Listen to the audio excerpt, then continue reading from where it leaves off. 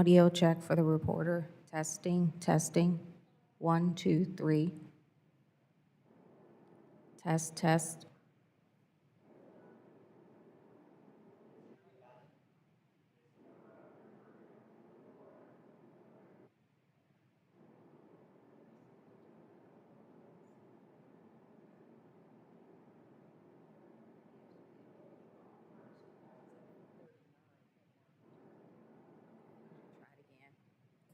Testing, testing. 1, 2, 3.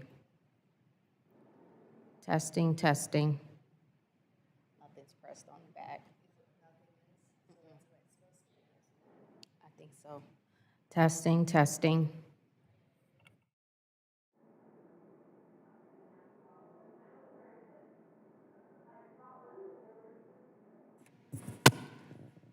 Testing, testing. 1, 2, 3. Test, test. Microphone check. 1, 2, 3.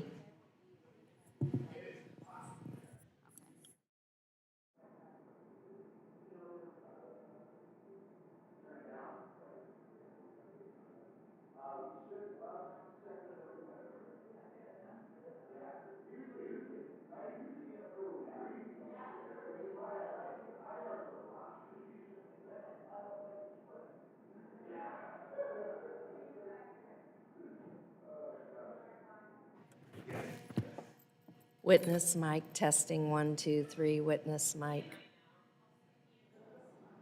I know. See, I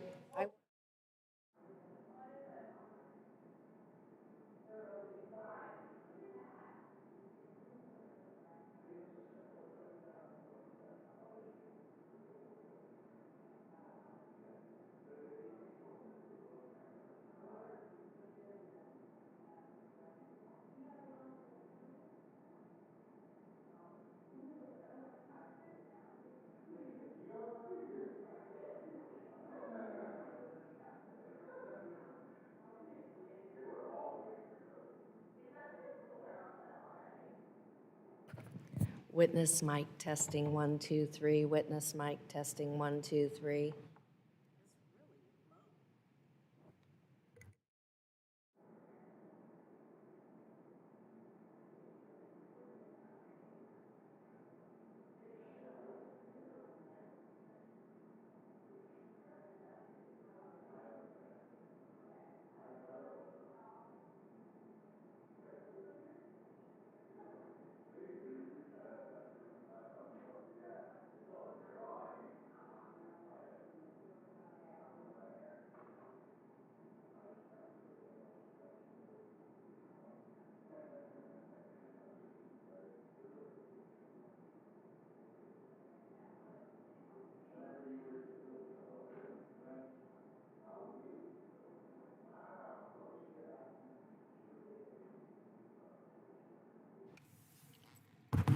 Testing, testing. Member mic 1, 2, 3.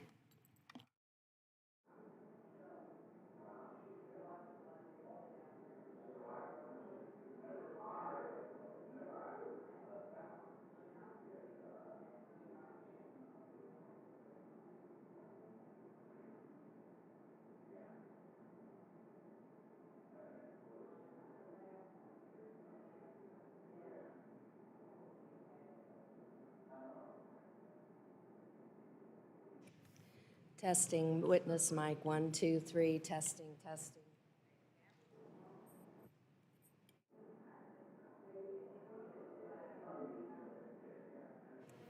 Witness mic testing 1, 2, 3.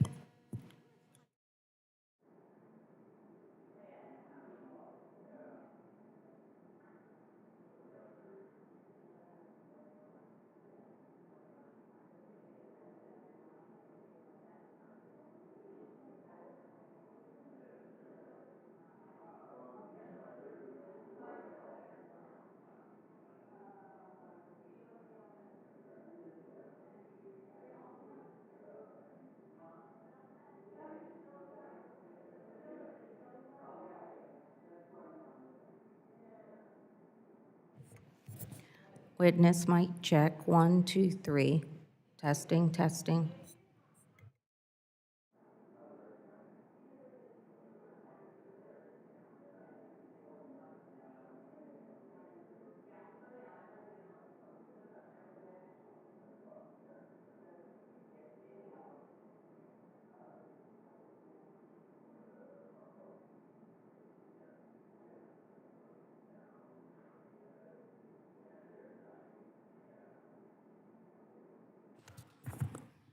Testing, testing, 1, 2, 3. Testing, testing.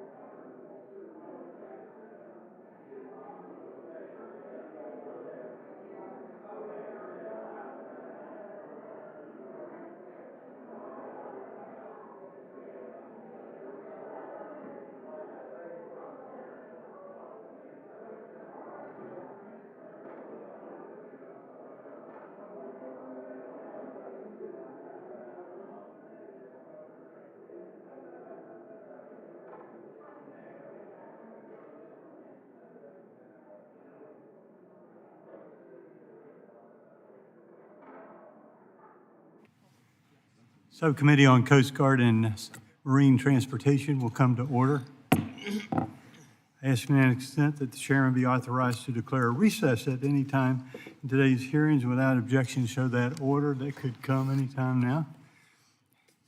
Also ask unanimous consent that members of the subcommittee be permitted to sit in the subcommittee at today's hearings and ask questions without objection. Show that ordered. As a reminder, wish to insert a document, please notify the TNI committee through documents, tni@mail.house.gov. I now recognize myself for the purpose of opening remarks. Meet today to examine the Coast Guard's law enforcement missions, focusing on service to counter drugs and migrant efforts and to work to limit illegal, unreported, and unregulated, or IUU, fishing. I'd like to welcome our distinguished witnesses today, our Rear Admiral Joanne Berdion. Is that correct? Okay. She's the Assistant Commandant for Response Policy at Coast Guard. Heather McLeod, Director of Homeland Security and Justice at the Government Accountability Office. Aaron Davenport, Associate Director of Infrastructure, Immigration, and Security Operations Program at the RAND Corporation. And Caitlin Keating Bidoni, Natural Resources Policy Analyst at the Congressional Research Service.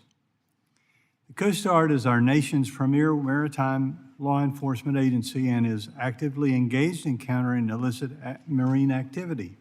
This includes stopping the flow of illegal drugs to our shores, interdicting illegal maritime migration, and protecting the environment through efforts to curb illegal fishing. Illicit maritime activity threatens our nation's health, security, and industries. As drug traffickers seek to poison our communities, the Coast Guard's accomplishment in stemming the tide of illegal drugs have been impressive.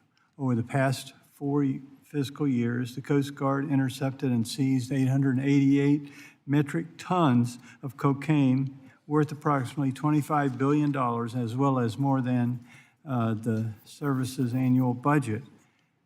At the same time, the Coast Guard is addressing increased levels of maritime migration to our shores, often in the form of makeshift vessels that are not seaworthy and threaten the lives of the occupants. 2023 was one of the deadliest years for illegal maritime migration. In 2020, the Coast Guard declared that the IUU fishing replaced piracy as the leading global maritime security threat. It harms the management of fish stocks, cost of legal fishing operations, tens of billions of dollars a year in revenue. This harm is exacerbated by the world's biggest IUU offender, China. China Communist Party provides billions of dollars in subsidies in their distant water fishing fleet to plunder the fishing stocks of other nations. To combat illicit maritime activity, the Coast Guard works with partner nations and expands targeted intelligence to maximize enforcement actions. At the same time, these often pit our nation's Coast Guard against foreign forces, including China, which was the world's largest Coast Guard, has the largest Coast Guard fleet. Despite its best efforts at these missions, the Coast Guard can only act on a fraction of the intelligence it receives. The service's drug and migration interdiction efforts are hindered first and foremost by a lack of resources, both due to long-standing failure to make long-term sustained financial investments and heightened more recently by manpower shortages broadly affecting the armed forces. In the coming year, this problem will only increase as the service is forced to lay up cutters that would otherwise be engaged in patrols because of a lack of Coast Guard guardians to man them. An important part of the subcommittee's work is to conduct oversight to better understand the Coast Guard's capabilities and to identify the causes for any mission gaps. As we explore the service's law enforcement missions today, I look forward to hearing from the Coast Guard will do to strengthen the capabilities. To Rear Admiral Burdon, I want to emphasize that this hearing is an opportunity for you to tell us what resources the Coast Guard needs to accomplish its critical law enforcement missions. Advocating its needs has not been one of the Coast Guard's strengths, so today I ask you to be candid. I'd like to thank all our witnesses for joining us here today and look forward to a great discussion. I now recognize the ranking member of the committee. You recognized. Thank you, Mr. Chair. And I know I'm going to be brief, and I ask my full statement to be admitted into the record. We're going to be called to vote in a little bit. But I want to make 4 basic points as we get started. That first, the Coast Guard is facing a 3,000-person shortage, which has degraded the mission readiness of the Coast Guard. And while its mitigation plans will prioritize search and rescue operations, national security, and the marine transportation system, operational status across the Coast Guard will suffer. Second point is what that means for the 3 items we have before us today. On drug interdiction, of the Coast Guard's 11 missions, the service dedicates the most resources to maritime drug interdiction. Despite this, over the past 3 years, the Coast Guard has failed to reach its 10% interdiction goal of known cocaine flow. And so I think it's important we understand why that is and how we can rectify that. Migration enforcement, the U.S. is witnessing a significant increase in maritime migration from the Caribbean that's expected to continue and will further strain limited Coast Guard resources and personnel. Coast Guard's role in immigration enforcement is to ensure safety and engage in search and rescue missions, so understanding what the role of the Coast Guard is and how it might be impacted is important to us as well. And finally, on illegal fishing, the consequences of illegal fishing include international disputes over resources, overfishing of fish stocks in international and domestic waters, and humanitarian repercussions such as human trafficking and exploitation of vulnerable communities through forced labor. I know it's an issue that a lot of us are interested in, especially those of us in the Pacific Northwest, where much of our fleet, fishing fleet, ends up all over the world. So with that, I'll close my statement and look forward to the testimony and yield back. I now recognize the ranking member, Mr. Carvajal, for an opening statement of 5 minutes. Recognized. Thank you, Mr. Chairman. I want to take this opportunity to discuss what has been and continues to be my top priority for the Coast Guard, its people. We were recently alerted to major operational changes underway at the Coast Guard due to a personnel shortfall. While the Coast Guard's mitigation plans will prioritize search and rescue operations, national security, and the marine transportation system, operational status across the Coast Guard will be adversely affected. Over 50 stations across the country will be affected through station downgrades, asset layups, or station closures.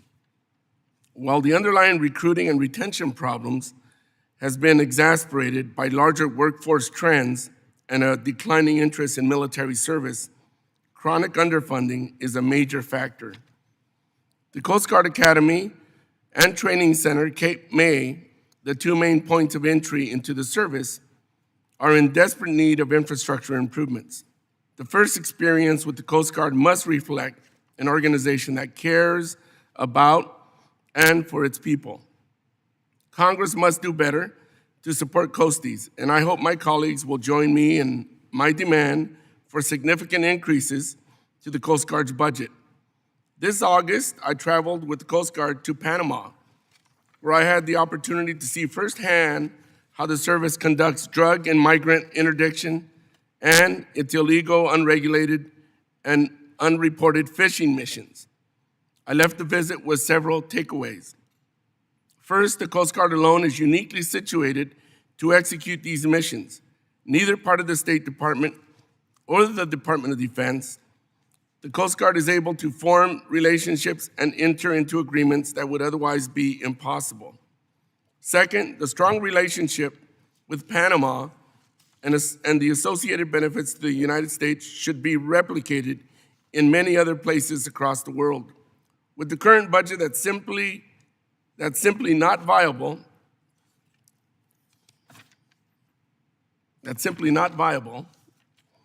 Lastly, members of the Coast Guard are truly the backbone of the service. One day, a coastie may be training Panamanians to conduct fishing vessel inspections, while the next day they're interdicting drugs on the high seas. They break ice on the Great Lakes and issue credentials for merchant mariners. They are truly our country's best kept secret and value multiplier. The Coast Guard's footprint, both domestically and internationally, continue to grow, and the distinct but related missions we're covering today demonstrate the unique and important role of the service. Combating international, illegal, unreported, and unregulated fishing ensures equitable access to food, safeguards our oceans, and prevents forced labor and human trafficking. Drug interdiction stops the flow of drugs before they reach American shores and combats transnational criminal organizations. The Coast Guard's role in migrant interdiction ensures that the least fortunate among us who choose to board a vessel to come to the United States do not perish at sea. I look forward to hearing more about these missions and how Congress can support coasties to ensure that the Coast Guard remains semper paratus. Mr. Chairman, I yield back. Thank you. Now, we'd like to begin with our witnesses. First of all, let me make a brief statement about our lighting system. G means go, yellow means slow up, and red means end your remarks. So with that said, and a few other little things here we'll do, I ask unanimous consent that the witness' full statement be included in the record. Without objection, show that done. Ask for unanimous consent that the record today as hearing remain open until such time as the witnesses have provided answers to any questions that may be submitted to them in writing. Without objection, show that done. I ask also unanimous consent that the record be open for 15 days for any additional comments, information submitted by members or witnesses to be included in the record today. Without objection, show that done. As part of your witness testimony, well, all of your written testimony has been made a part of the record. The committee asks that you limit your remarks, your oral remarks, to 5 minutes. With that, Rear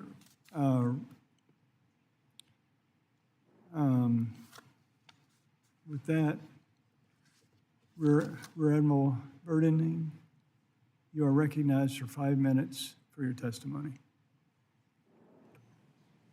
Thank you, Mr. Chairman. Good morning, Chairman Webster, Ranking Member Carbajal, members of this subcommittee. It really is my honor to be here this morning. And while the topic of this hearing really focuses on matters of enforcement, I did just want to take a moment as an operator, as a leader, to acknowledge the mishap involving a Coast Guard helicopter this morning in Congresswoman Peltola's district. All 4 crew members are being airlifted to Harborview in Seattle, and we hope for the very best. And the team here on the Hill will provide updated information as we continue to get it. So I'm honored to be here to share the important work your Coast Guard is doing in 3 of our 11 statutory missions this morning: drug interdiction, migrant interdiction, and other law enforcement, which really is counter illegal, unregulated, unreported fishing, around the world. I want to thank you for your continued strong support. Without the work that we do together and with your support, we simply would not be able to do the work to save lives, defend American prosperity in the homeland, and preserve the sustainability of our world's oceans. America's Coast Guard is in greater demand today than it ever has been. Our crews and the work we do inspires trust and confidence among the American public and with like-minded partners who join us in our commitment to promote maritime governance. The Coast Guard is one of 6 armed services, and at the same time, we are a maritime law enforcement agency. Our unique blend of authorities and capabilities enable action and promote joint operations in the interagency and with international partners. This is a Coast Guard discussion, so I hope you'll let me tell a sea story or two to really frame the discussion here this morning about how we combat complex global threats and project governance in the maritime domain. Transnational criminal organizations continue to exploit the maritime domain to traffic narcotics into the United States, and this revenue enables TCOs to expand their networks to other illegal activity. It drives violence and it drives instability in our neighbors in our backyard. Last week, Coast Guard cutter Weishi, which is a national security cutter, interdicted just over 1,500 kilos of cocaine and detained 4 criminals from a vessel off the west coast of Panama in the Eastern Pacific. And for context, 1,500 kilos of cocaine is about the weight of a Ford Escape. So as the chairman mentioned, the Coast Guard over the last 5 years has interdicted over 800 metric tons of cocaine. I don't know what weighs 800 metric tons, but it's a lot of cocaine. And just last year, we interdicted over 130 metric tons of cocaine. On average, annually over the last 5 years, we've transferred about 475 criminals to the Department of Justice for prosecution.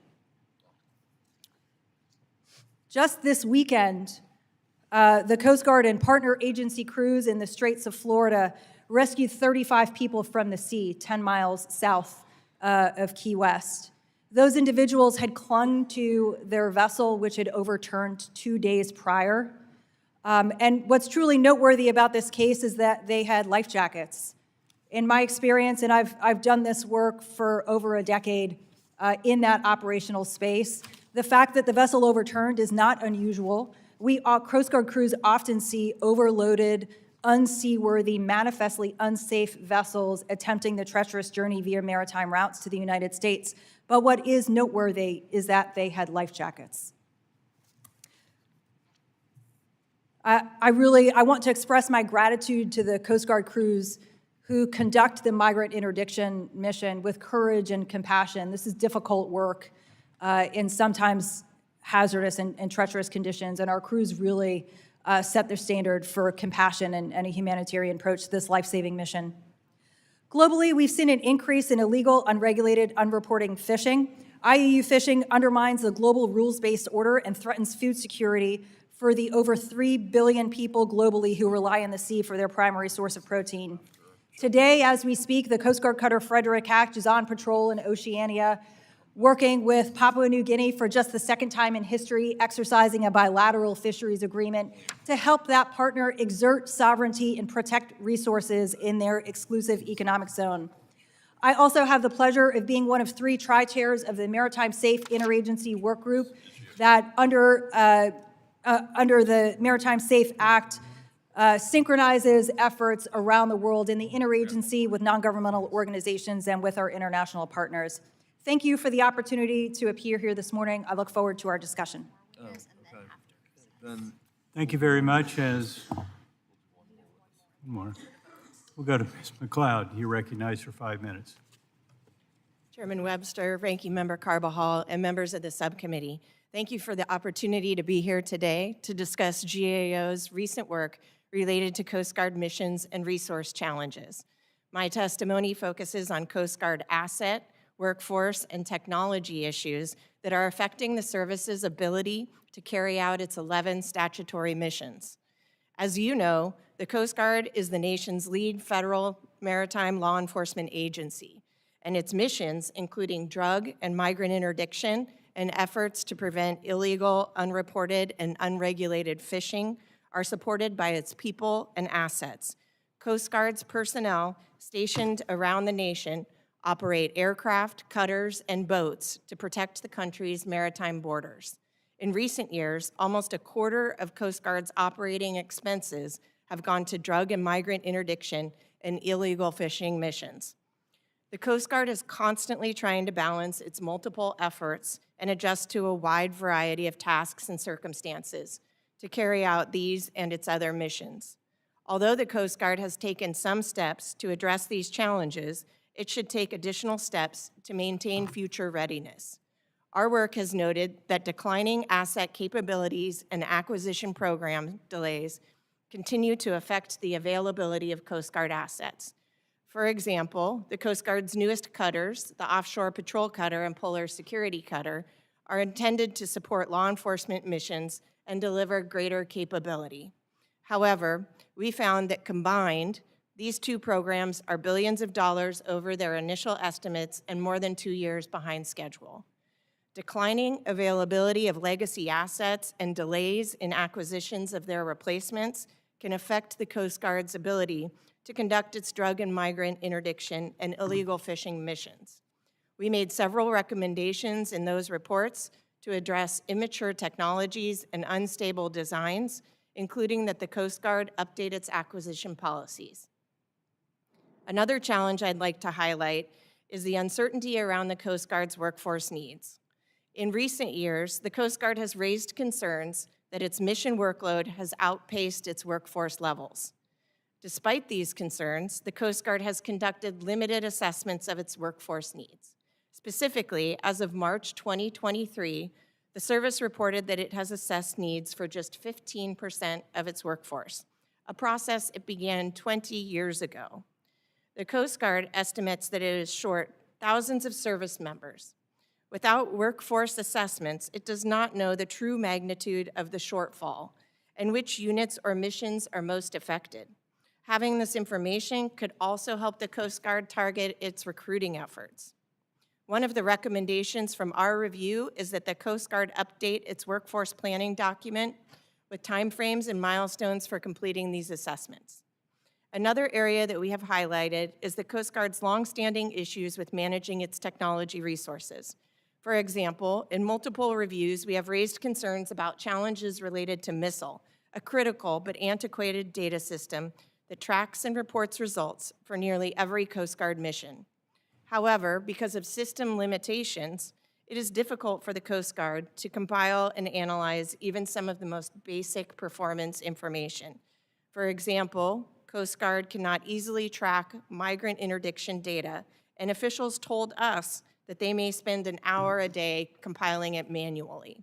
We've recommended that the Coast Guard identify and analyze alternatives to MISSILE. The Coast Guard agreed, and as of June 2023, missile replacement efforts were ongoing. In closing, Coast Guard maritime law enforcement missions are increasingly vital to U.S. interests. Operations are becoming more complicated as Coast Guard acquires upgraded data systems, aircraft, and vessels. Workforce growth and enhanced skills will be required to operate and maintain these updated assets. Addressing our recommendations will help ensure that the service is effectively and efficiently using its limited resources to carry out these critical missions. Chairman Webster, Ranking Member Carbajal, and members of the subcommittee, this completes my prepared statement, and I'd be happy to answer any questions you may have. Thank you very much. As I promised at the first, we're going to adjourn here, or recess here, for the time of the committee votes, and about 5 minutes afterwards, we'll recall at the call of the chair, which will be probably 5 minutes after we quit the votes.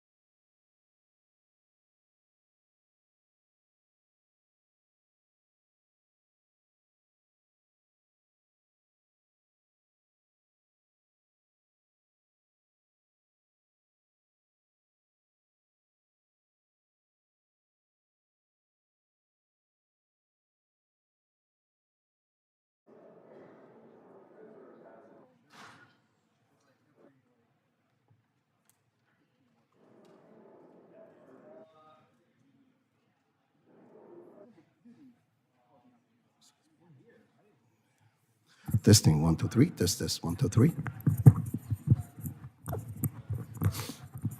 Test, 1, 2, 3. Testing, 1, 2, 3. So, Larry, what's the problem? So on broadcast, you hear like as he's talking, not quite pee-popping, but static sound like that every so.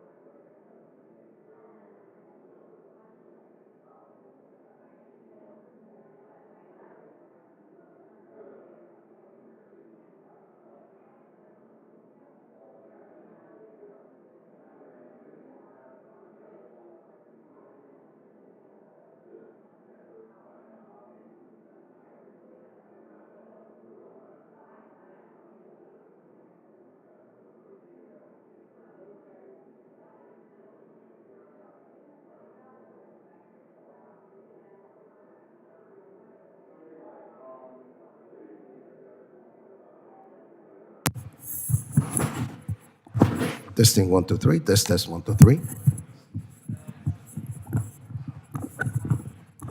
Test, 1, 2, 3.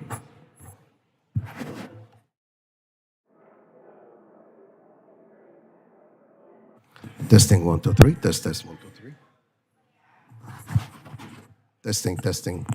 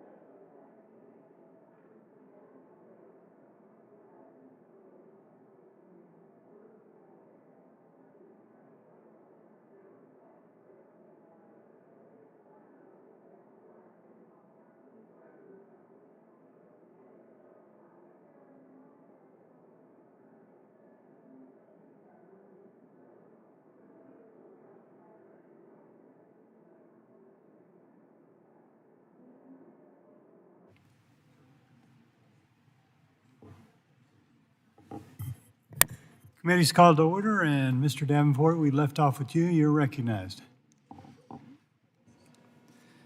Chairman Webster, Ranking Member Carbajal, and members of the subcommittee, good morning, and thank you for the honor of testifying before you today.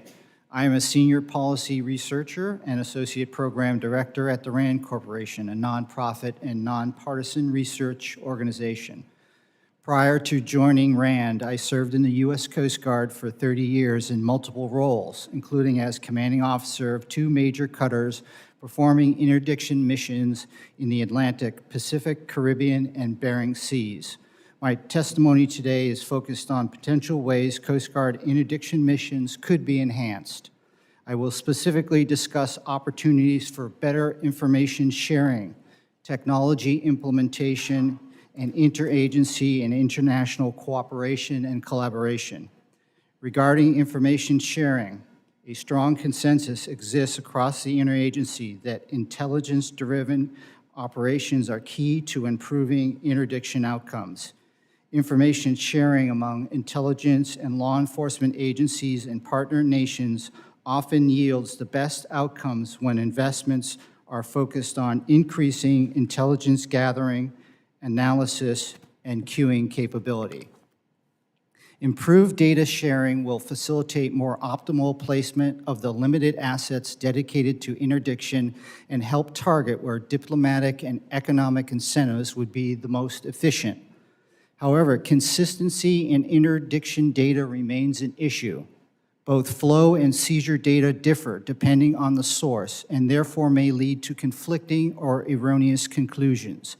Having a common understanding of interdiction data is essential because it contributes to informed policy development, resource allocation, and operational decisions pertaining to interdiction programs. Concerning technology, increasing the use of existing unmanned systems technology continues to be an important investment to improve the effectiveness of interdiction forces. In expansive geographic areas, small unmanned aircraft could be launched from unmanned vessels that can remain at sea for extended periods of time. These unmanned vessels could further be used to monitor illegal activities while remaining undetected thanks to their small size. Additionally, other unmanned vessels and aircrafts that would be easily visible to those engaging in illicit activity could further deter migration, drug trafficking, and illegal fishing activities. A RAND Homeland Security Operational Analysis study for Coast Guard Aviation found that incorporating unmanned aircraft is particularly cost-effective for detection and monitoring activities, and further recommended unmanned aircraft as a major element of the future aircraft fleet. With respect to cooperation and collaboration, the U.S. has achieved the largest increases in interdiction and security when enabling and working with regional partners. Training provided by the Coast Guard has been a key enabler of improving international coordination and maritime interdiction success. In addition, greater utilization of Coast Guard law enforcement detachments has been demonstrated to be a highly successful force multiplier. Establishing and exercising bilateral agreements also remains crucial. The Coast Guard could further bolster regional partnerships by providing more training from law enforcement experts, combined operations, and logistics support. In doing so, the United States will expand the jurisdictional reach of its maritime interdiction operations. Finally, the Coast Guard could explore other options for operating to increase its effectiveness in areas discussed today. For example, U.S. interdictions generally focus on international waters and non-commercial conveyances, but there remain challenges associated with coordinating interagency and international forces, partner nation legal hurdles, forward basing, and logistics support. An alternative is greater emphasis on improving intelligence and interdiction measures through international port state control, which would allow for additional scrutiny before a suspect ship leaves the source nation. Efforts to counter commercial maritime trafficking should recognize the utility of port state control as a choke point to monitor and control poorly regulated flags of convenience ships suspected of engaging in illegal transport. In summary, I believe there are multiple options available to enhance the Coast Guard's interdictions operations and improve outcomes. Thank you. Thank you. Dr. Benoni, you're recognized for 5 minutes. Chairman Webster, Ranking Member Carbajal, and members of the subcommittee, good morning. My name is Caitlin Keating-Budanti, and I'm an analyst in natural resources policy at the Congressional Research Service.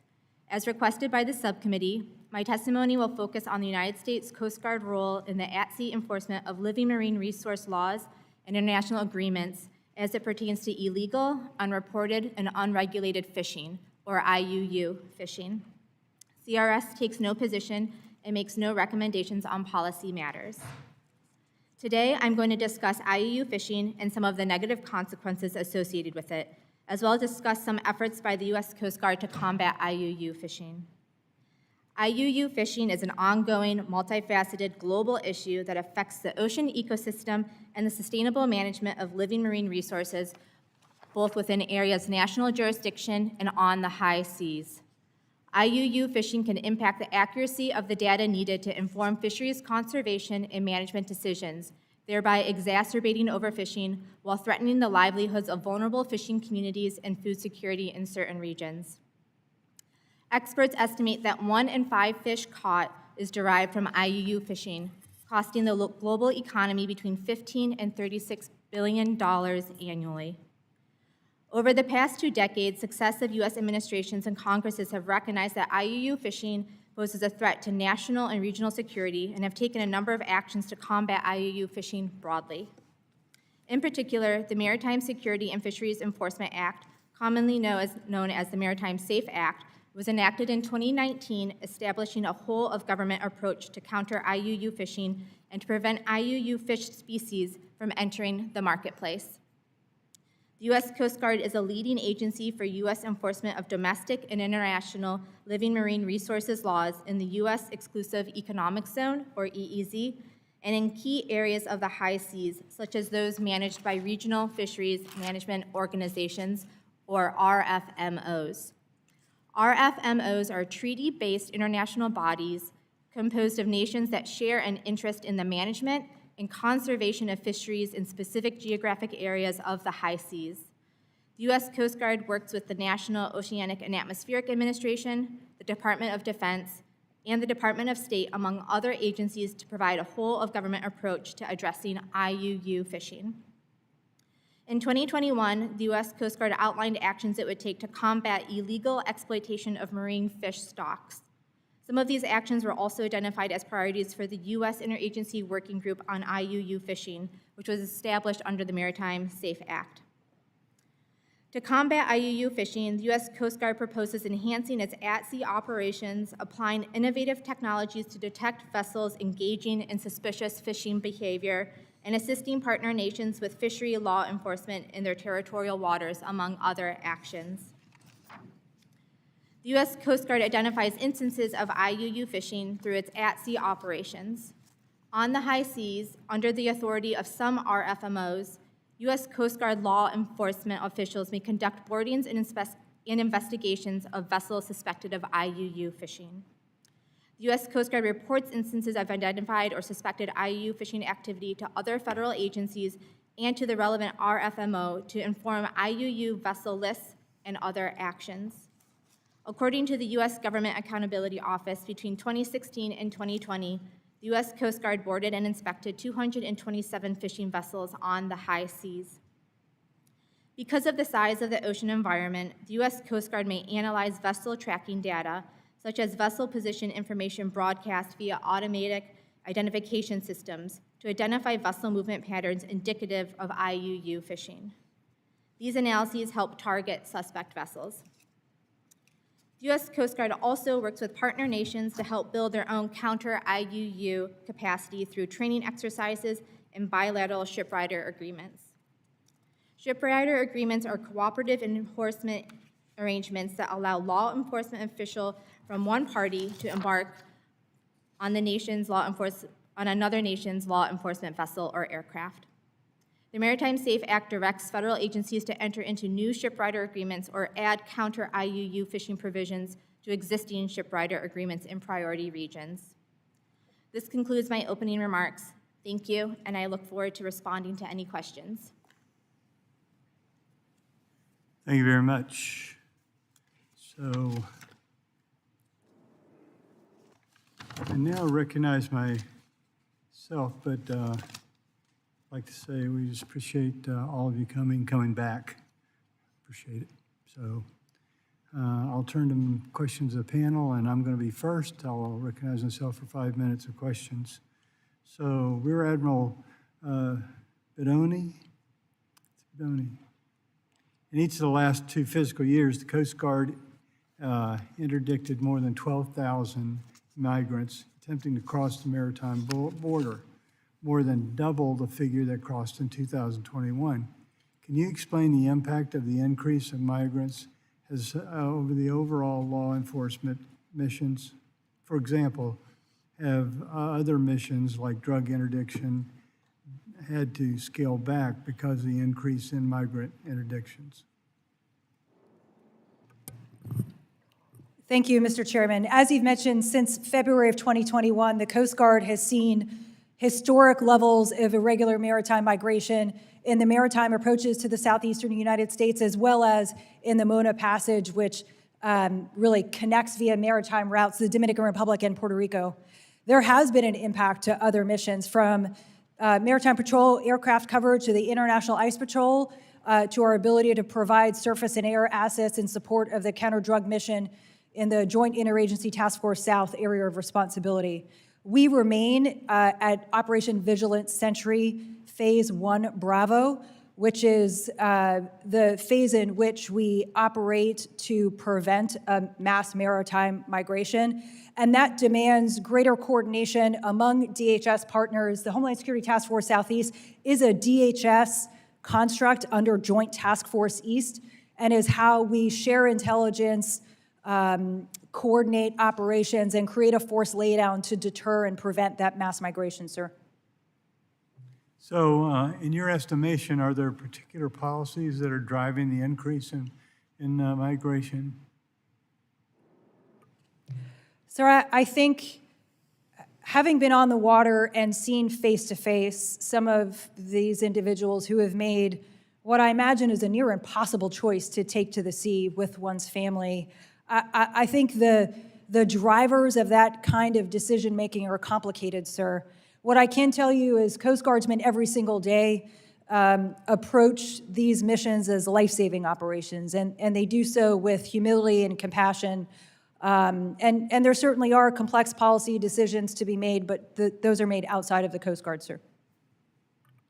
Ms. McLeod, to what extent does the Coast Guard's lack of sufficient assets hinder the ability to carry out the law enforcement missions?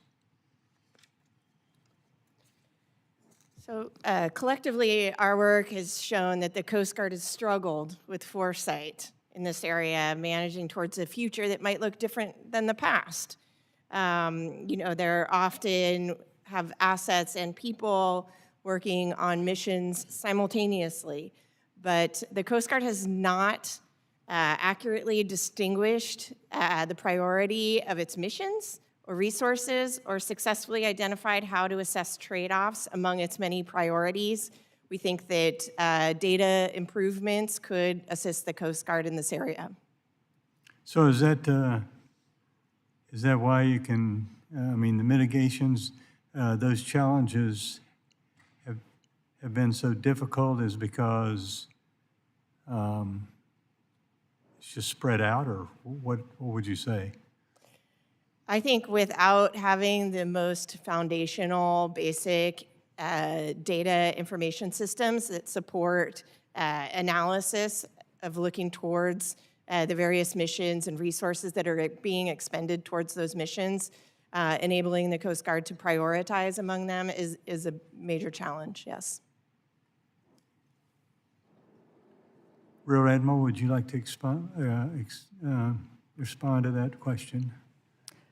Yeah, thank you. I think, the Coast Guard did establish an Office of Data Analytics in 2022 so that we can get into the big data business, so that we can use past performance to be an indicator of future priority. Likewise, I'll say, you, sir, in your opening mentioned resources. And I think to be the Coast Guard of the future by 2033, we would offer that we need to be a $20 billion Coast Guard, to have 3 to 5% of sustained growth in our operating budget so that we can't just maintain the Coast Guard we have, right? You all have been very generous, and we've been grateful for your support. But as we look to the future, we really do need that 3 to 5% of sustained growth in our operating budget to build the Coast Guard of the future. Thank you. Mr. Davenport, in your testimony, you noted that the importance of leveraging technology. Can you discuss some of the ways that Coast Guard can leverage their unmanned systems and other similar technologies to improve its execution of law enforcement missions? Yes, sir. Thank you for the question. I strongly believe that the Coast Guard could better leverage what unmanned systems could provide. The Coast Guard's manned assets spend arguably a large portion of their time searching and locating. With UAS, unmanned system technology, this could be relieved, and you could say it would be more efficient. You may locate them quicker, but also it would save all the time and effort in the search. Okay, thank you very much. I'm out of time. Mr. Carbajal, you're recognized for 5 minutes. Thank you, Mr. Chair. You're the chairman. You're never out of time. Thank you. First, let me say to Admiral Burdian how I think the chairman, myself, and everybody, we share our concern for the families and the Coast Guard personnel that were involved in the accident, the MH-60 accident that transpired when they were doing search and rescue in Alaska. And we wish them a speedy recovery, and our thoughts are with their families. Secondly, I had the privilege of being with you at the J. Adams South in the Florida Keys, along with the previous commandant. And it's great to see you have risen even further in your career, and it's great for the Coast Guard, great for our country that you're where you're at. So just wanted to recognize you for your leadership. Ms. McLeod, issuing over 17 reports between 2010 and now, GAO has been raising red flags about Coast Guard planning and resources for a while. Now that we're amid a serious workforce shortage, what should the Coast Guard be doing? Correct. We have issued numerous recommendations in these areas of strategic planning for the Coast Guard, and specifically in its workforce planning. I think that one area the Coast Guard could do better is a risk-based approach. For example, in our work on the marine inspection workforce and gas carrier examinations, we found that a risk-based approach to these examinations could better utilize the marine inspection workforce and provide some benefit in terms of resources for personnel going forward. So that's just one suggestion we have. And I'll just say in response to the numerous recommendations we have outstanding to the Coast Guard in these areas, we are consistently following up with the Coast Guard and working on these. Many of these recommendations we've made to them in the last 3 years, and we are seeing some progress. But as workforce shortages, the Coast Guard faces workforce shortages like the other military services, addressing our recommendations will become even more important. Thank you. Admiral Burdian, the Coast Guard is nothing without its people. When stations and cutters are short-staffed, what does that mean for the coasties? If the Coast Guard was to say appropriating or could appropriate $500 million for infrastructure needs at the Coast Guard Academy and Cape May, as well as for recruiting, how would that affect the shortfall? Thank you, Mr. Carbajal. I will say to your first question, when units are short, what we do is drive risk down to the operational commander. what we say to our crews is go ahead and do more with less, but be careful. The efforts we're undertaking now to temporarily realign our workforce really are in response to that known risk so that we can take an enterprise-wide view with regard to how these existing personnel shortfalls impact our ability to execute the mission. And you've read and have been briefed by the teams that we really are prioritizing life-saving, homeland security, and preservation of the MTS. With the addition of funds, as you know, in the 24 President's budget and the unfunded priorities list, there are projects for both the Coast Guard Academy and Training Center Cape May. At Cape May to create the new training complex for recruits, and at the Coast Guard Academy to make improvements to Chase Hall. I think it's important just to acknowledge that all, like 100% of our active and reserve component, officer and enlisted, flow through those two accession points. And so if we say we're going to invest in our people and we were provided those additional resources, that's where they would go. I would also say, you know, we would take the opportunity to expand our recruiting workforce. Coast Guard recruiters are excellent at what they do, and you know us well as our Committee of Primary Jurisdiction. The Coast Guard sort of sells itself once we're in the room. On average, Coast Guard recruiters recruit 12 people per year, and that's compared to our DoD counterparts that recruit about 9 folks per year. So when we're in the space, when we have the recruiting team in place, I think we can be successful. Thank you. And going to the right places to recruit is also very important, if I should say. Dr. Keating-Batanti, I recently had the opportunity to see the Coast Guard's presence and partnership in Panama firsthand. There, the Coast Guard is capacity building and conducting law enforcement. What should Congress and the administration be doing to better leverage the Coast Guard's international status? I think to address IUU fishing broadly, and especially building partner nations' capacity, it involves a whole of government approach. There are resources that the Coast Guard could be using to encourage other countries to review the assets and technologies that they have available to address IUU fishing within their waters. Thank you. And lastly, just to conclude real quick, Mr. Davenport, your testimony focuses on ways to enhance the Coast Guard's IUU and drug and migrant interdiction missions. What can you say about the Coast Guard's resources given the current workforce shortages combined with the increased migrant flow? What will happen to the percent of drugs interdicted if Congress does not increase appropriations? I can only assume if they do not have enough assets that would increase the flow. However,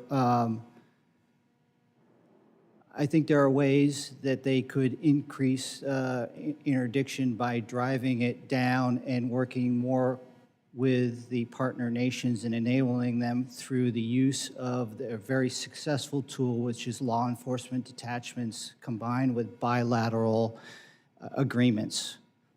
And the other big one is that I've seen over the years is the effect that international training has on the capability and capacity of partner nations and cooperative operations. So, the last point I'd make is that what was most successful is approaching these problems from a regional standpoint and not just one nation to one nation. The most successful ones have been when you do a regional effort. Thank you. Thank you. I'm out of time, Mr. Chair. I yield back. Mr. Babin, you're recognized for 5 minutes. Yes, sir. Thank you, Mr. Chairman. Thank you all for being here, you witnesses. As one of the co-chairs of the House Border Security Caucus, I believe this hearing is vital. Thank you for being here. Enforcing our maritime border security, disrupting international drug and human smuggling activities, protecting American waters from illegal foreign fishing, it is all vital for our nation. And I appreciate all the work that the Coast Guard is doing in this space. Admiral Burdian, the first question I would like to ask is I represent part of the Gulf Coast in southeast Texas. Many folks in the shrimping industry have been feeling a lot of pain lately. In fact, they're having a problem keeping the lights on their boats. Foreign shrimpers, however, are apparently having a heyday. They've been dumping shrimp into the American economy, driving prices down, harming the livelihood of individuals in my district and several other districts that are surrounding me.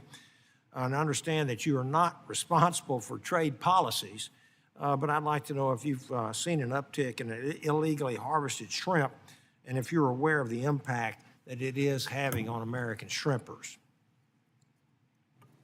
Thanks for the question, Mr. Babin. We routinely patrol the maritime boundary line in the Gulf of Mexico to counter illegal fishing in the U.S. EEZ. I will say the majority of our work thus far has been with regard to snapper, primarily Mexican launches crossing the maritime boundary line. Though in advance of the hearing, I was made aware of this particular issue, and will coordinate with our partners in NOAA who primarily oversee the imports to discuss with them, and we can get back to you on that, sir. You sure? That would be fine. I have several sir. other questions I'd like to ask you, but that is an acute problem for our American shrimpers, and I would hope that the Coast Guard would at least be aware of that. The entire country and then likely the entire world is paying attention to what's happening at our southwest border, and our open border policies have been received as an open invitation for millions, almost 10 million illegal immigrants to simply show up, sign a few documents, download an app, and then be released into the interior of our country. It is my belief that the White House and the administration is directly responsible for the situation at our southern border. The Secretary of Homeland Security has been complacent at best throughout the last few years, in my opinion, and completely failed in his duty to protect the nation's interior, even saying our borders are secure, he has operational control, when nothing could be further from the truth. I'm just curious whether the White House or anyone else in this administration, Homeland Security, DOT, Department of Defense, anyone else, has ever pressured the Coast Guard on its migrant interdiction mission. What sort of conversations have you had with the administration officials on your migrant interdiction mission? And has the mission or the associated policies changed since January of 21? Just quickly. Sir, we routinely have discussions with partners in interagency and policy discussions up the chain through DHS and with the White House with regard to maritime migration. Those discussions surround how best to support the Coast Guard in these life-saving missions and what resources we need to continue to coordinate with our partners in the Department of Homeland Security and with international and interagency partners, sort of in the vertically integrated government. All right. How much of an increase in trafficked fentanyl and fentanyl precursors have you seen? There are three precursors to fentanyl. I serve on the House Cartel Task Force, where we have been studying the cartel business plan and how they operate in the United States, how they make money, et cetera. The cartel's fentanyl is made up of a number of precursors that largely come from China. Does your drug interdiction mission consider precursors as a priority, either directly from Chinese sources or possibly smuggled through other foreign flagged vessels? So those precursors are primarily moving, as I understand it, in containerized cargo into ports in other countries such as Mexico. We have worked with our partners in Samar and Sedena to really build some capacity to understand governance in ports and get after that issue. We are not seeing finished fentanyl move in the maritime, with very, very minor exceptions, sir. But I will say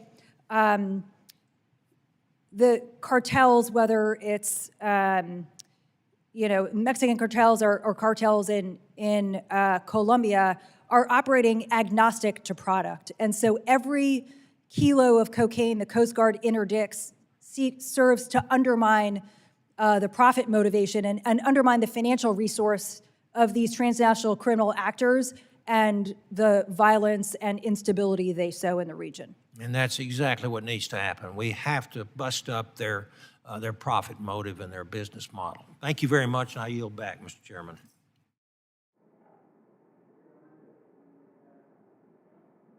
You're recognized for 5 minutes. Thank you, Mr. Chairman. A couple of quick questions, mundane perhaps, but all politics are local. So when the Coast Guards decide to move the Marine Ocean Terminal Concord MODCO, the escort and patrol for the ships that are coming and going, carrying the munitions. Why did you move from Vallejo, in my district, directly across the river from MODCO to San Francisco? And the impact that that has on the salary structures. Interesting. I'll let it just hang out there. I'd like to hear from you about the salary structures as a result of that move from my district to San Francisco. And she's no longer speaker. So, you also discussed the issue of tracking, monitoring, finding out what is going on out there. And Mr. Davenport, you raised the issue of unmanned vessels, observation. Have you gone beyond just those that are at sea to those that are in the air and those that might be available through various commercial satellite operations and organizations? Thank you. Actually, there's not been much exploration in space, but I will say that I lead a project for the Coast Guard. It's called Evergreen. It's looking into the future, and space is one of the focal areas that we'll be focusing on the next 3 years. I would highly suggest you do. There are commercial operations that are ever increasing with various satellite technologies that can provide almost daily view of the entire world and might be available to deal with the issue of identifying where the problem might be, illegal fishing, contraband of all kinds. So I'd like to hear from you about that, and Admiral, if you'll pay attention to that also.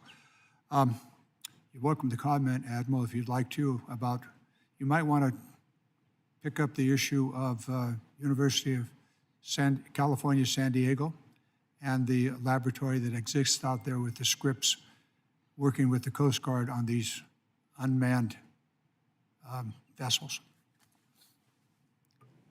Yes, sir. We are in the midst of a contract using unmanned surface vessels right now and trying to understand how that can help us with domain awareness in multiple mission sets, but primarily in maritime migrant interdiction. And I will say the Deputy Commandant for Operations just last year released a strategy on unmanned systems, and my partners in the acquisition and capabilities directorates at headquarters are actively working to accelerate how we get into that space in earnest. Thank you. It may very well be that we'll have to move very rapidly on these unmanned systems because our new manned systems seem to be way behind schedule. I suppose if we were to beat this drum enough, we might actually be able to bend some steel and get some ships out to sea.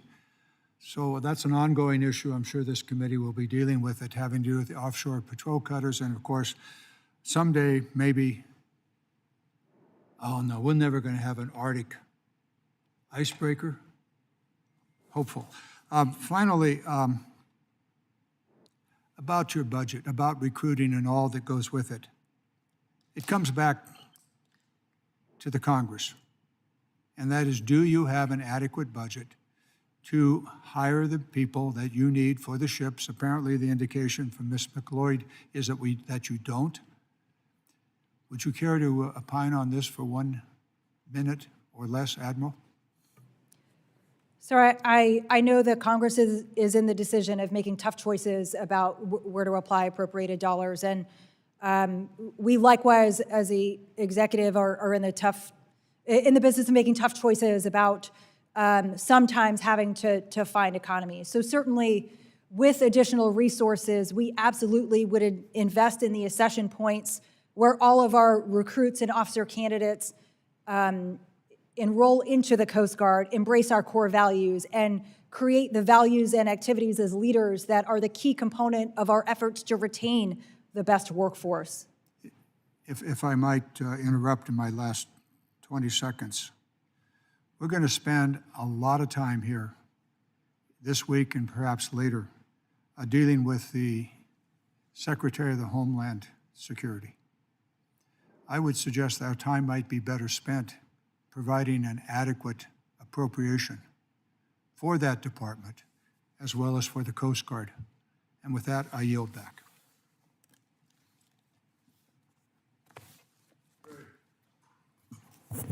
Recognize 5 minutes. Thank you, Mr. Chairman. First, Admiral, I want to thank you very much. I think you were awoken months ago at 1 or 2 in the morning to help out with a search and rescue mission for one of our constituents, and I just want to thank you very much for going above and beyond in all of your help and helping out with one of our constituent families. I know you know the awful outcome of that situation, but your assistance was we're very grateful for that, as is the family of Cameron Robbins. So just want to say thank you. Secondly, I want to congratulate you on the, a little bit late, but on the promotion. Certainly have watched your career blossom over the years, and congratulations. Admiral, one of the largest obstacles we have in IUU is being able to identify the illegal fisheries. It ends up being commingled in with other perhaps legal fish and then put onto global markets and ultimately to consumers' plates. What does the Coast Guard learn from its participation in Maritime Safe to the working group to help inform us what else we could be doing, what other tools or authorizations we could be giving the Coast Guard to help to decipher or to weed out some of the illegally caught fisheries that we know China and other countries are currently fishing? I believe 1 in every 5 fish right now is IUU fisheries. I need to give a shout out to my friend Jared Huffman, which I rarely do, but I want to take this opportunity because he and I did work. Well, it's only when you do good things, which has been fewer and further between lately. But seriously, I want to thank my friend Jared Huffman for the work that we did on a bipartisan basis in NDAA to help improve IUU enforcement actions. But if you could respond to the question on additional tools and authorizations. Thank you, Mr. Graves. It is good to be here in this capacity. I feel proud to sit before the committee, given my history in the room here.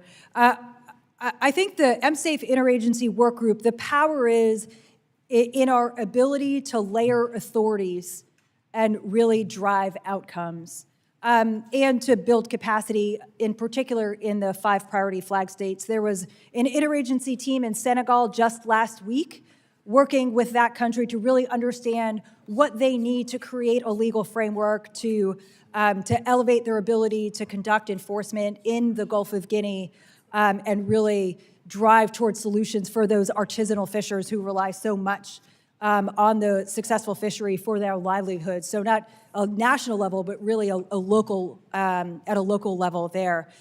What we've been able to do in the work group, as I mentioned, is layer our authorities. So in the case of vessels that refused Coast Guard boarding in the Eastern Pacific in August of 2022, working with partners in Treasury, in state, and throughout the interagency, those were Chinese.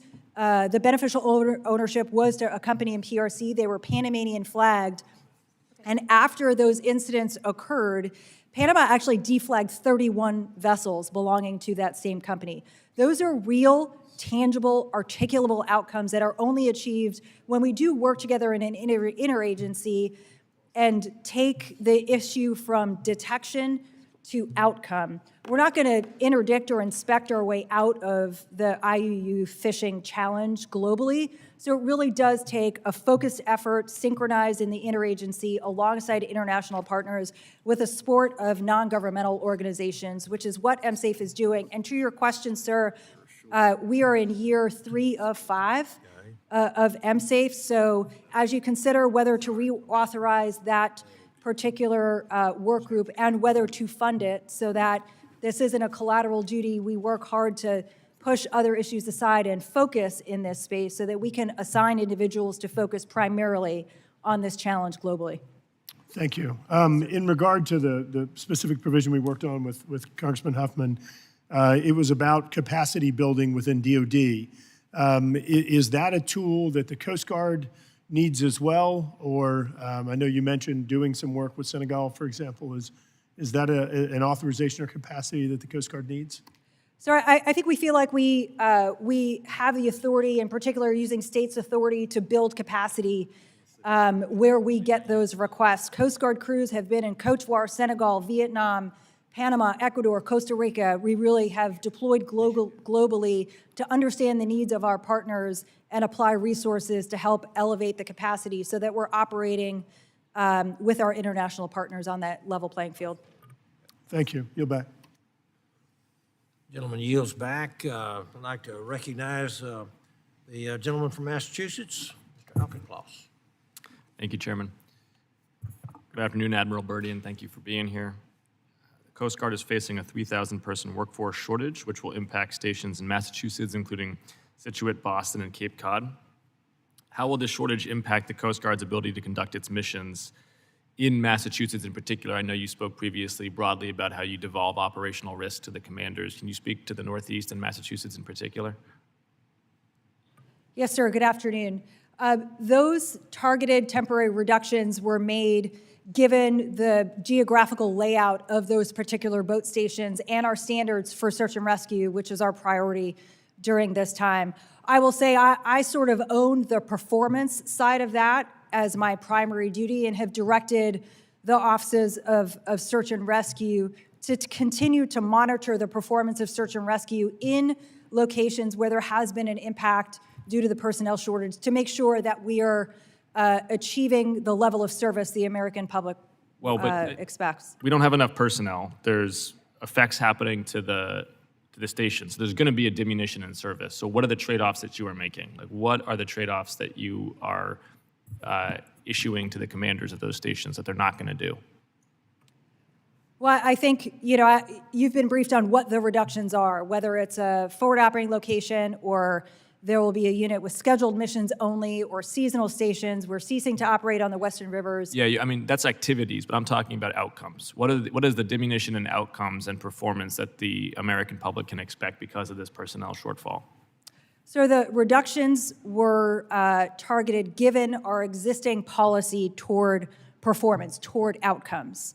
And I can provide you more details on that. Okay. That's not what I'm asking. You have a personnel target because you need that number of personnel to execute your 11-part mission.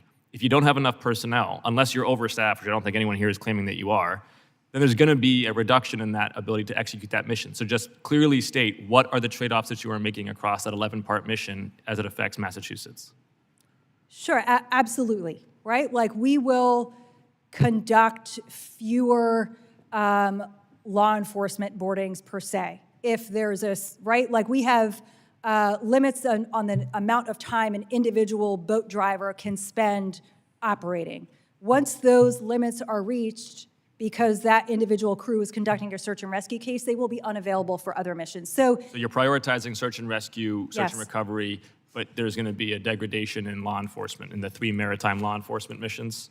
There could be, sir. It's difficult without knowing what that search and rescue load will be, right? Like, this is No, I a understand. You can't demand-driven predict, operation. You can't predict it, but overall, you know the trend lines for search and rescue demand in the greater Boston area. So of those 3 maritime missions, fisheries, migrant interdiction, and drug interdiction, which of those 3 are likely to be the biggest challenge for the Northeast because of the reduction in law enforcement?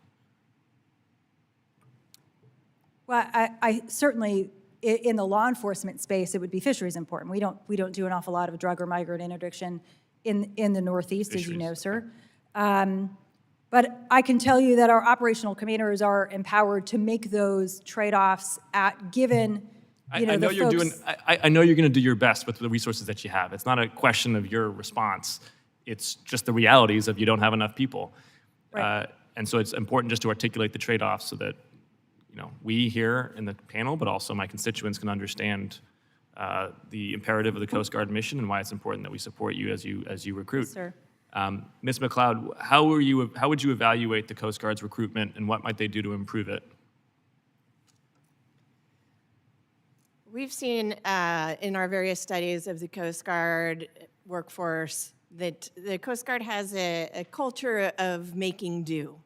They also have a process to assess their workforce in manpower determinations, and this is an area where we do have outstanding recommendations to the Coast Guard that they do these assessments. You got 40 seconds. What's the one big thing they could do better on recruitment? Know what the positions that they're trying to fill. I don't understand. So I'm a former Marine, and when we got recruited, we didn't know our MOS. So what do you mean by that? Say more. I mean, without having a strategy or a plan of how many people and what missions they should be doing, I don't know how you can make a recruitment pitch. Okay, so confidently. better planning around MOS shortfalls and then how to back plan? Indeed. Okay. All right, I yield back, Mr. Chair.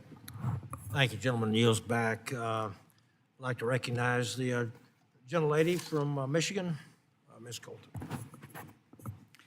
Thank you, Mr. Chair, and thank you so much to our witnesses for taking the time to be here today and your informative testimony.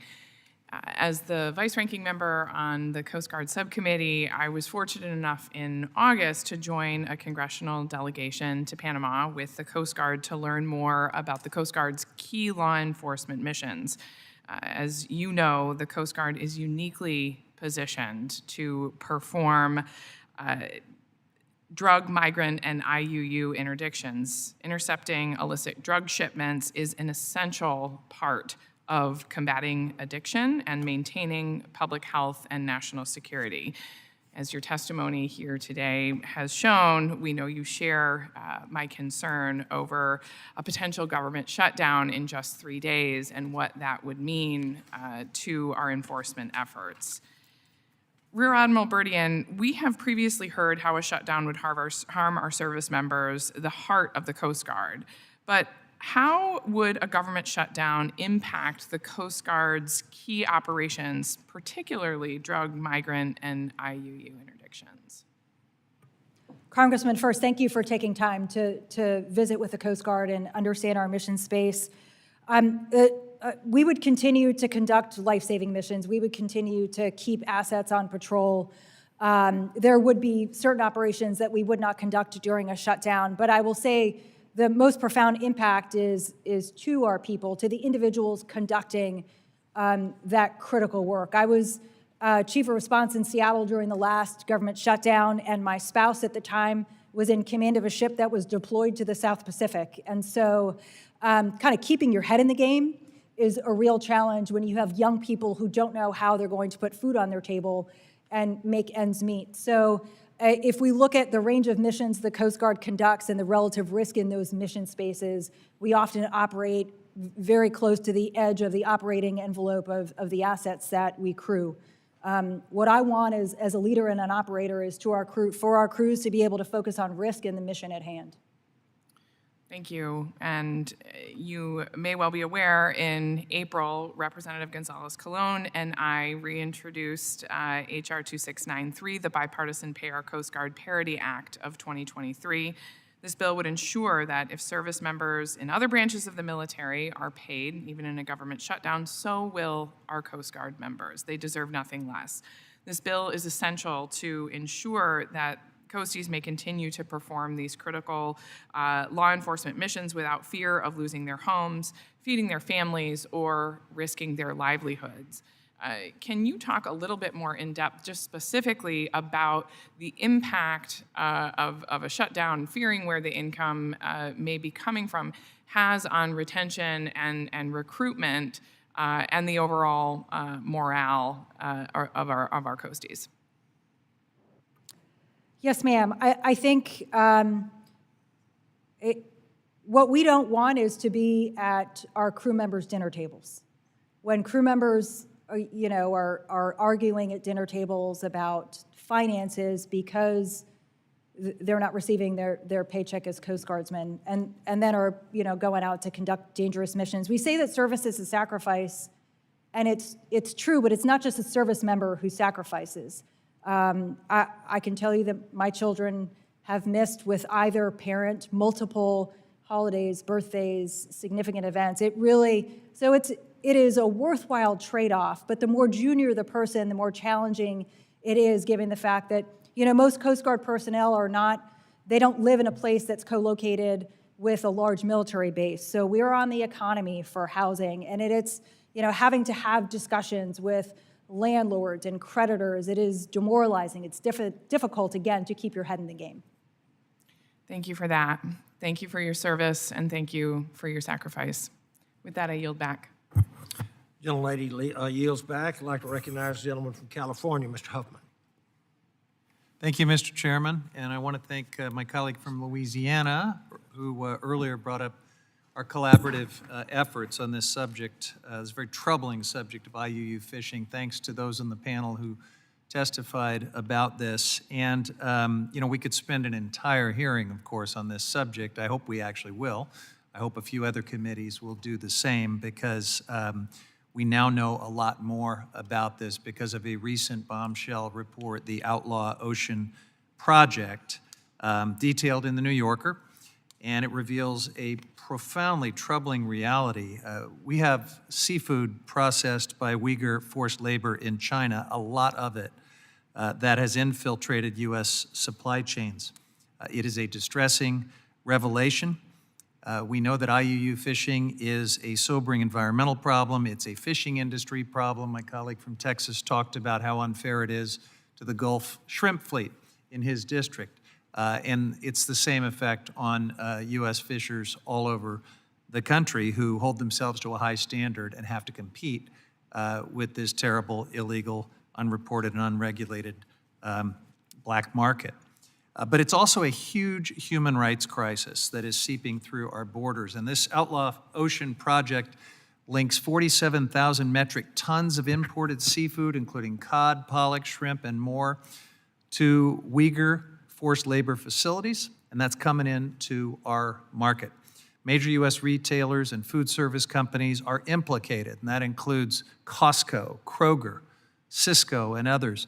And the scale of this issue just paints a dire picture of how complicit we are in these systemic failures to ensure an ethical supply chain.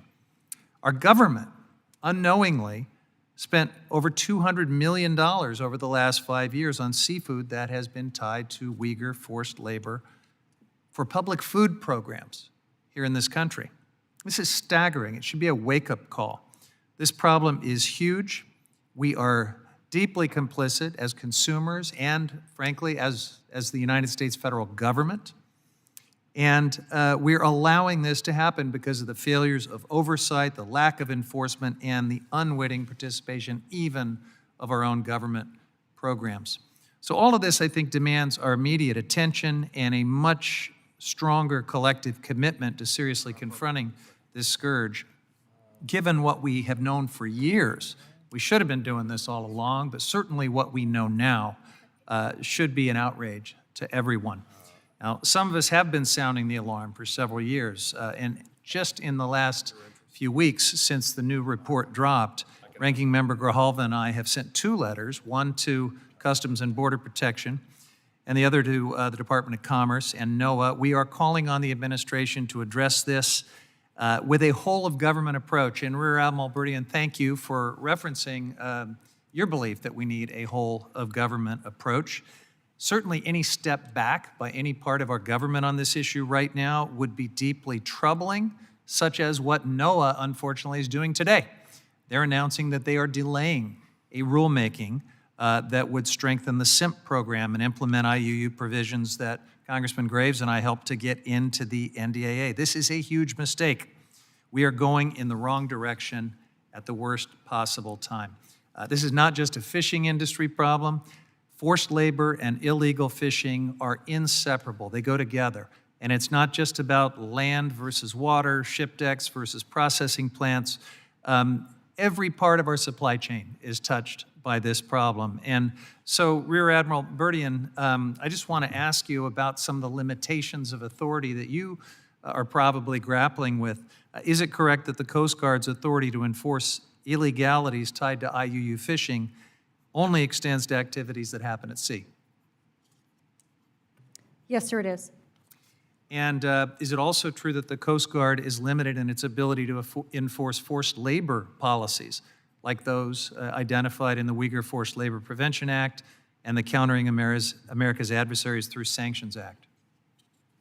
So our crews are trained to identify signs of human trafficking and forced labor, but as you stated, that's not within our enforcement authority. Yeah.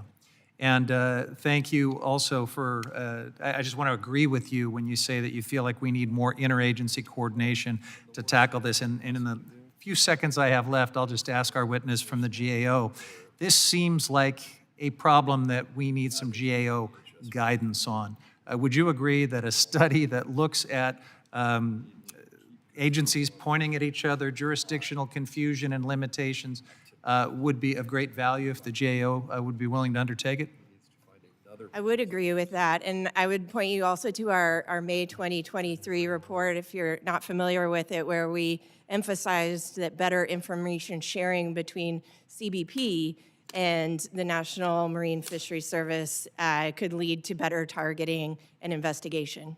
Thank you very much. Thank you, Mr. Chair. I yield back. Yes, sir, thank you, and I appreciate the line of questioning about the fishing. I think this concludes all the questions that we have. Is there anyone else that, I don't think there's been anyone come into the room that hadn't been, had an opportunity to ask the questions. Seeing none, this concludes our hearing for today. I would like to thank each and every one of you witnesses for being here today.